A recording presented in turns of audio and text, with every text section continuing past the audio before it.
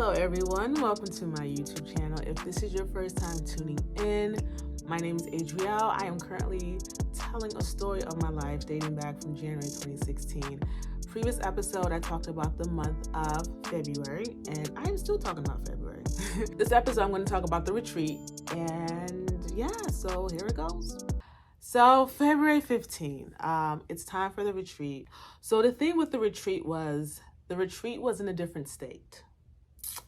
Retreat was in a different state, so we all had to ride in buses that was provided by the ministry.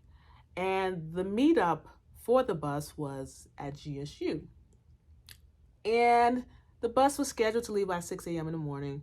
So what I decided was I went to Melissa's place and I slept there, woke up 4 o'clock in the morning to get dressed, went to the bus ride to leave. Now, as we are journeying to go to this state, probably like 20 minutes after we got to the actual state, the bus broke down. Now, I'm telling myself in the bus that, man, I never wanted to come to this conference. Like, I don't think you understand. The ride to Melissa's place, I was like, I don't want to come to this conference. When I stayed at Melissa's place, I was like, I don't want to go to this conference. When I woke up and left Melissa's place to go to the bus ride, I was like, yo, I never wanted to come to this conference. I get on the bus ride. I was like, man, I hope this, I can't wait to come back home on Sunday. The bus breaks down. And I'm like, you see, I never wanted to come on this trip. Anyways, it took about almost 2 hours for us to get to the actual venue because we had to move to another bus. We get to the venue and the people who were already at the venue already started service. As I get in, take my seat, listen to the service, there's a girl who shares a testimony. And I'm gonna talk about her testimony because it's very important for this story. So she talks about how she was into the world, her family Christian, but she was in the world. She was, sinning, living a life full of sin. People would tell her about the gospel. She's like, no, I'm going to do what I want to do. She had a boyfriend. She had a guy she was dating. And while she was dating him, she would see demons in her room. Demons would attack her while she was sleeping. She was just going, anytime she went to sleep, a demon would pop up. A demon would attack her in her bed. She was just seeing spirits in her room. So she called out for Jesus. And when she called out for Jesus, the demons went away. She later on decided that, okay, she needs to give her life to Christ. She gave her life to Christ. And she also broke up with her boyfriend. I'm not too sure if she got instructions to break up with her boyfriend, but anyway, she broke up with the boyfriend because she was sinning with him. Months after, she found out that her boyfriend was into witchcraft. So when I heard that story, I was like, oh my goodness, that is insane. So all those demons that she was seeing in her room was because of her boyfriend. Oh, wow, that is crazy. So I just thought that was a powerful testimony. And I just thought that was a powerful testimony. So later on, the service ends and we all go to our rooms.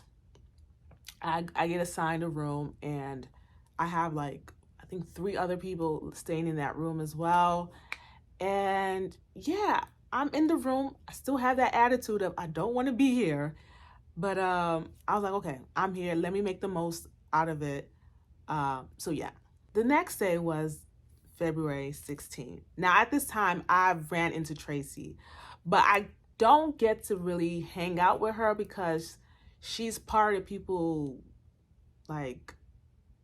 she's like a leader in the ministry or something like that. So she kind of doesn't have time to talk to me. She's conducting other stuff.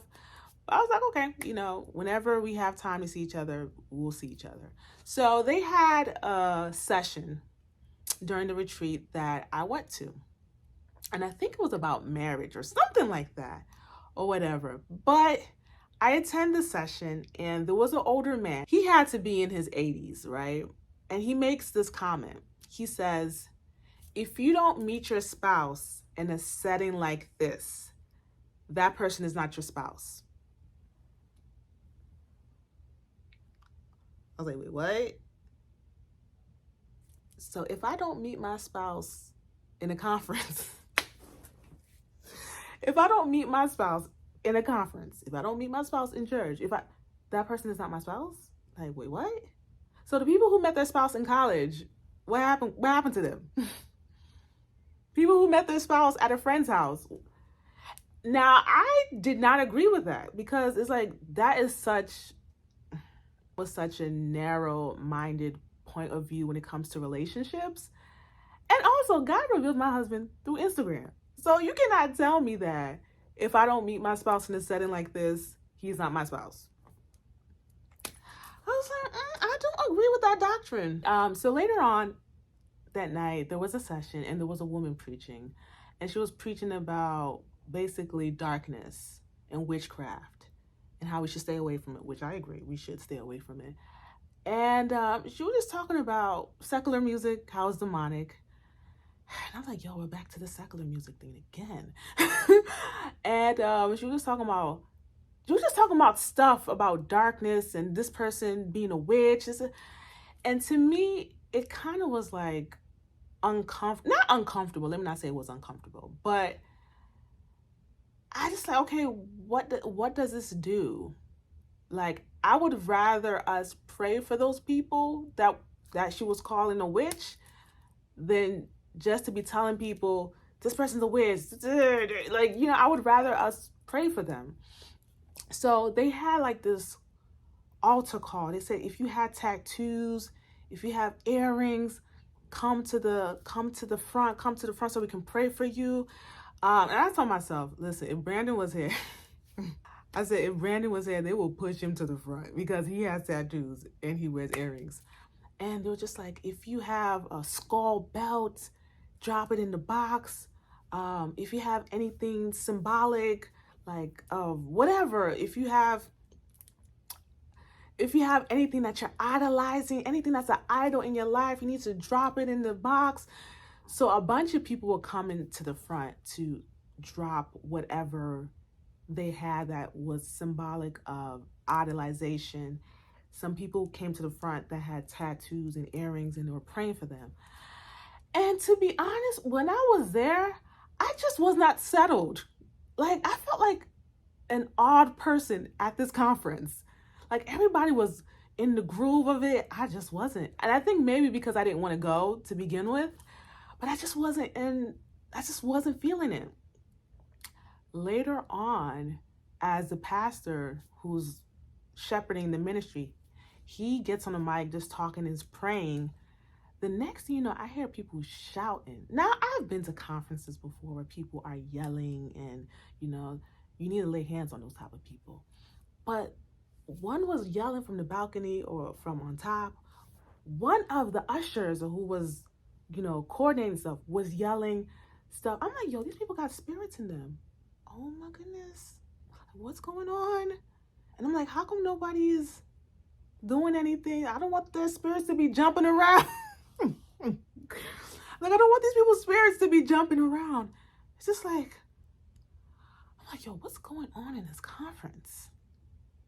I don't know. I just didn't feel comfortable. Anyways, I didn't feel comfortable.